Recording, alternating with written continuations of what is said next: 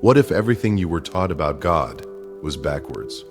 What if the God you grew up praying to, the one in your Bible, the one in your church, was not who you thought he was?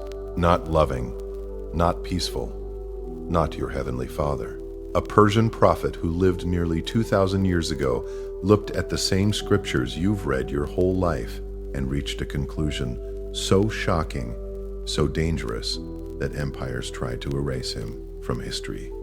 His name was Mani, and his answer to the question, why is there so much evil in the world if God is good? Stay with me, because this isn't blasphemy. This is the deepest truth hidden inside the very scriptures they handed you. We all carry this question. Maybe you've asked it yourself. If God is all-powerful, all-loving, all-knowing, then why? Why the violence? Why the suffering? Why do innocent children die? Why does evil seem to win so often? Every preacher has an answer. Every pastor has an answer. Every theologian has an answer. But Mani, a Persian prophet, a contemporary of some of the greatest philosophical minds of the ancient world, he didn't accept the easy answers. He went to the source. He opened the scriptures, and what he found forced him to an impossible conclusion. But before we get to that conclusion, you need to understand something about Mani himself. He was born in southern Babylon, in what is now modern-day Iraq. He lived around 200 AD and died around 274 AD. And during his lifetime, he had two visions of an angel. Not a metaphor, not a dream. An angel that appeared to him in physical form. And when Mani asked the angel its name, the angel said, all you need to know is that you have seen the twin, an angel of light who appeared to Mani and told him what to teach. From that moment, Mani became known as the Apostle of Light, the Supreme Illuminator, because what he was about to share was something people had felt their entire lives, but could never explain. That life on this earth is unbearably painful and radically evil, and there had to be a reason. Mani taught that in the beginning, there were two kingdoms, a kingdom of light, governed by 5 divine powers: intelligence, knowledge, thought, deliberation, and resolution. This is the God of peace, the God who is gentle, passive healing, and then a kingdom of darkness, governed by 5 forces: smoke, fire, wind, water, and darkness. Chaotic, violent, raging, these forces of darkness would sometimes turn on each other, screaming and roaring, like a storm where the wind and the water rage against one another. And one day, in the middle of all that chaos, the forces of darkness looked across the void. They saw the light, and they wanted it. So they attacked. Now here is where Mani makes his most profound point. God, the true God of light, could not fight back, because violence is not in his nature. He is peace. He is stillness. He is the God who says, be still and know. God is contemplative. God is meditative. God is prayerful. God is quiet, but Satan is full of furious energy, screaming, fighting, raging. And Mani said, God is so peaceful, so loving, so healing, that he simply cannot fight back. He is passive in the face of evil, too innocent, too gentle, and evil rages all over the place. You have felt this. Every time something has gone wrong in your life, and someone told you, just pray, just be quiet, just trust God, and it felt like nothing happened. Because on one side, you have this gentle, passive God, and on the other side, darkness is throwing everything it has at you. That is exactly what Mani was describing. So God creates a being known as the Mother of Life, which is traditionally known as the Holy Spirit. She gives birth to what Mani calls first man, not a physical man, a spiritual man. And first man gathers his own spiritual powers, not the physical smoke and wind and fire of the earth below, but the spiritual powers of light. gentle breeze, clear crisp wind, shining light, cool water, bright fire. And all of these elements come together within first man, and they create what Mani calls a soul. God sends first man down to save the earth, but immediately first man is consumed by the powers of darkness, destroyed, thrown into the deepest pit. And this describes the feeling that all of us get when you try to overcome the negative aspects of life. You fight and fight and fight, and you find yourself seemingly totally destroyed. With the aid of his 5 powers, God finally succeeds in getting first man out of the pit.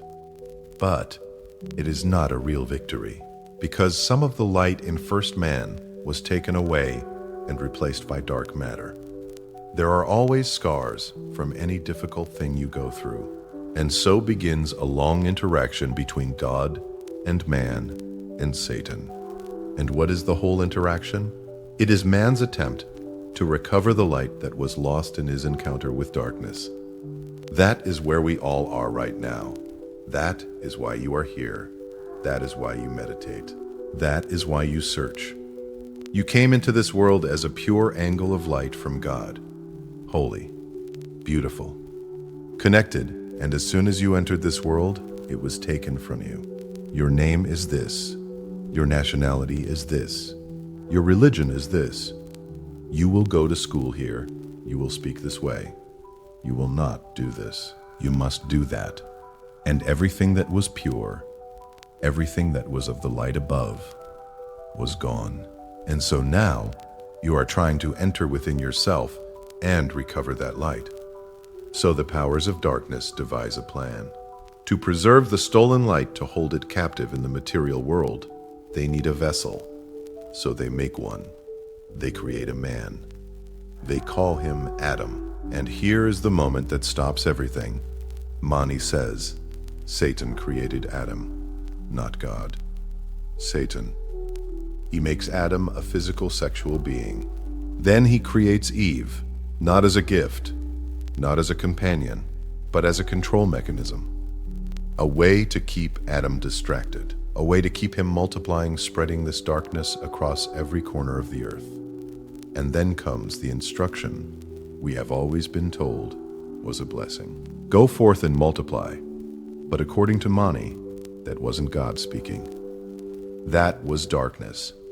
Now here is where the story flips completely. Eve is alone in the garden. And along comes a serpent. We have always been told the serpent was the devil, the enemy, the deceiver. But Mani says no. The serpent was God. The true God of light appears as a serpent, because that is the only way he can reach Eve before darkness spreads itself across all of creation. And he tells her, you have to eat from the tree of knowledge, you and Adam both, or there is nothing I can do, because there was one thing Satan, the god of this world, could not allow, for his subjects to think, you can have anything, you can have pleasure, you can have comfort, you can have religion, but do not acquire knowledge.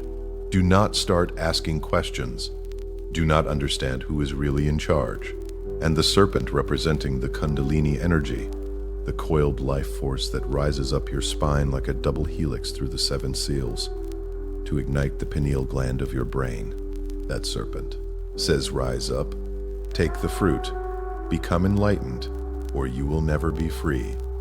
And Eve ate, and Adam ate, and the moment they did, something shifted. They understood good and evil. They had knowledge. They had enlightenment. They understood what life was really about. And Satan could no longer control them. So they were expelled. Because people who think for themselves cannot be controlled. And that is the whole story. That is why you are sitting here right now. You are here because you were expelled by the God of this world for daring to think, for daring to seek. Now I know what you are thinking. This sounds like mythology. This sounds like philosophy. So let us open the Bible. Turn to Numbers chapter 31, verse 17. These are God's instructions, direct instructions to his chosen people. Kill every male among the little ones. Kill every woman who has known a man, but keep the young girls alive for yourselves. This is your heavenly Father. Now go to Exodus chapter 11, verse 5. God's plan to free the Israelites. Every firstborn in the land of Egypt shall die, every child, every firstborn animal, a mass killing of innocents. And here is what makes this even more devastating. Go to Exodus chapter 10, verse 27. The Lord hardened Pharaoh's heart, and he would not let them go. Every single time Pharaoh was about to relent, God stopped him, so that the plagues could continue, so that the children could be killed. Now think about this carefully. If Pharaoh had simply said, "Get out of here, take your people and go," none of this would have happened. But God hardened his heart every single time. He made sure every plague was delivered. He made sure every firstborn child died. This is not a God of love protecting his people. This is something else entirely. And it does not stop there. Look at what happened to God's chosen people themselves. Noah, the man God saved above all others, celebrated his salvation by getting drunk, taking off all his clothes, and passing out on the ground. This is God's chosen person. Then there is Lot. When two angels came to his home, and the men of the city demanded that Lot send them out, Lot went to the door and said, "I will not allow this. These are angels." But then he said, "I have two daughters who have never known a man. I will send them out instead. Do with them whatever you wish." This is God's chosen person. And then after Sodom was destroyed, Lot fled to the mountains with his two daughters. And his daughters got him drunk and slept with him to preserve his bloodline. These are the heroes of the Old Testament. These are the ones God saved.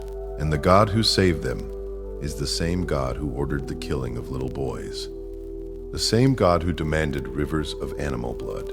The same God who said, "Touch my holy mountain, and you will die."